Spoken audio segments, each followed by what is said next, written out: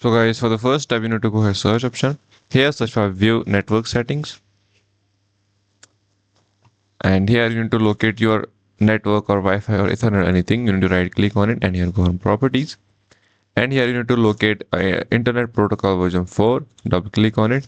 And here you need to go in general category. Here obtain IP address automatically, and in the second section you need to go and who use the following DNS server addresses. And here you need to type 11111 and 1.001. After press OK and cancel it. After that you need to go here search option and search for CMD and go as run as administrator. Press yes. Here you need to type for IP config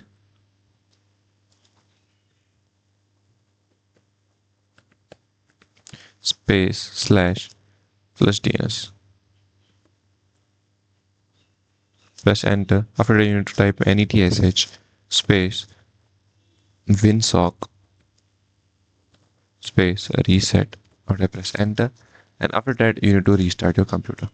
Close this and go here and then restart your computer.